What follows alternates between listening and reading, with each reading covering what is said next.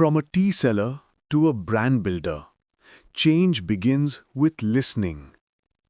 It was a chilly winter morning.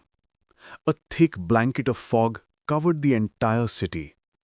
People rushed toward their jobs, disappearing into the noise of buses and cars. Amid this restless chaos, in one quiet corner, steam was rising from a small tea cart. A thin young man stood there, silently, pouring hot tea into glass cups. His name was Arif. He had taken over this cart after his father suddenly passed away. The house was left with questions, but no one left to answer them. And a mother, who stayed strong in front of her son, yet cried quietly when she was alone. Every day, Arif arrived at the same spot. He served tea, arranged biscuits, and watched people come and go in a hurry. In the beginning, every glance broke him a little. People looked down on him. Some didn't even bother to speak. They just walked past. But then, one day, he decided to change something. He began listening. Slowly, he realized something important. People didn't just come for a hot cup of tea. They came to release their worries. Someone complained about rising expenses. Someone shared family problems. Someone spoke about office tensions. Someone was anxious about their children. Arif didn't say much. He just listened. And listening became his greatest strength. One night, one question. That night, as he closed his cart and sat alone, one thought kept circling in his mind. I listen to everyone's stories, but can I help them in any way? That simple question sparked a fire within him. A new morning. The first change. The next day, one of his old customers, an elderly shopkeeper, came looking worried. Arif, my business is failing. I don't even know who to talk to. Arif listened carefully and then asked, Do you tell your customers about new items every day? The old man blinked in confusion. My boy, how would I even do that? Arif borrowed a friend's phone, created a small group of customers, posted pictures of the shop, and wrote short offers. Within days, the silent shop became lively again.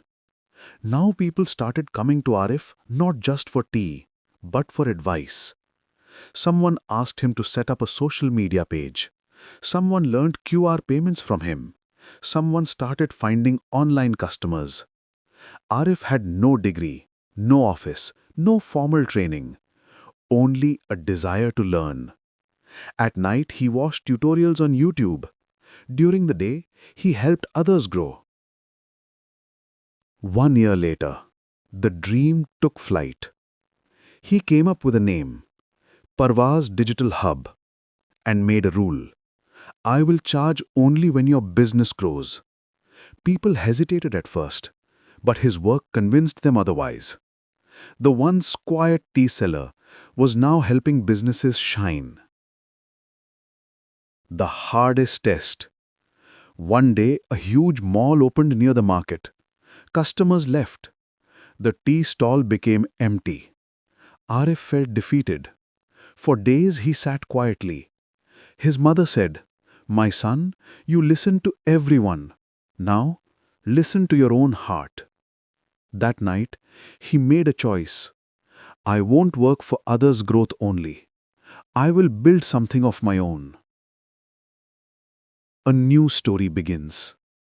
He sold his tea cart, collected whatever small savings he had, rented a broken little room and turned it into an office.